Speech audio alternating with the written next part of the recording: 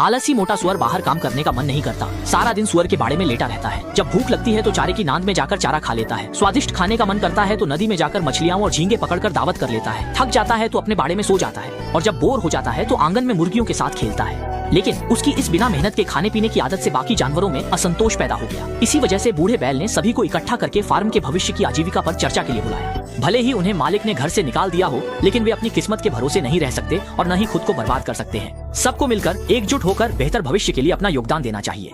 जानवरों ने यह सुनकर एक एक कर सिर हिलाकर सहमति जताई। इसके बाद बूढ़े बैल ने खेत जोतने और खेती की अतिरिक्त जिम्मेदारी संभाली। बूढ़ा घोड़ा लोगों के लिए गाड़ी खींचकर और सामान ढोकर पैसे कमाने लगा।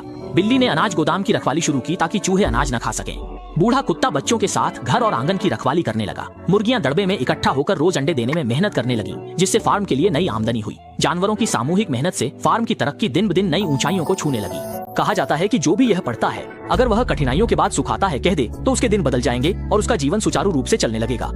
बाकी सभी जानवर फार्म की तरक्की में योगदान दे रहे थे, लेकिन मोटा सुअर अब दिन आलसी बना रहता, कुछ भी नहीं करता, हर दिन पेट सोता और सोकर उठकर खाता। उसके नजरिए में जीवन का असली मतलब इसका आनंद लेना ही है। जैसे ही बूढ़ा बैल एक गाड़ी भरकर तरबूज लेकर लौटा, मोटा सुअर तुरंत आगे बढ़ा और तरबूज मांगने लगा। लेकिन बूढ़े बैल ने साफ इनकार कर दिया और कहा कि मोटे सुअर ने कोई मेहनत नहीं की है, इसलिए वह किसी भी मेहनत के फल का हकदार नहीं है। इतना कहकर वह तरबूजों की गाड़ी लेकर चला गया। लाचार मोटा सुअर अब कोई चारा न देख दूसरे जानवरों के जमा किए गए सर्दियों के अनाज को ढूंढने लगा और सब छट कर गया। हैरानी की बात यह थी कि चूहों का एक झुंड भी बोरे लेकर फार्म में घुस आया ताकि अनाज चुराकर अपनी भूख मिटा सके।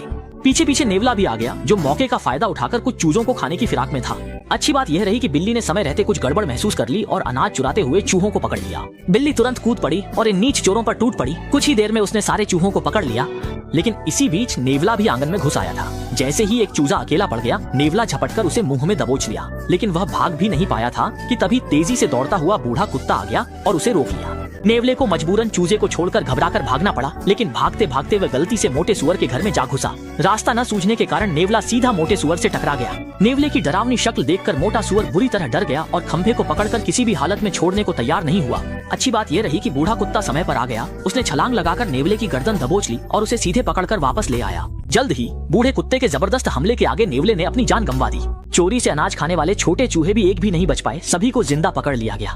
डर के मारे सहमा मोटा सुअर अब भी खंभे पर चिपका था, नीचे उतरने की हिम्मत नहीं कर रहा था। जानवर यह देखकर हंस पड़े और मोटे सुअर का मजाक उड़ाने लगे कि उसकी हिम्मत चूहे से भी कम है। मोटे सुअर ने जब अपनी पिछली आलसी हरकतों के बारे में सोचा तो उसने सुधरने और मेहनती काबिल सुअर बनने का फैसला किया।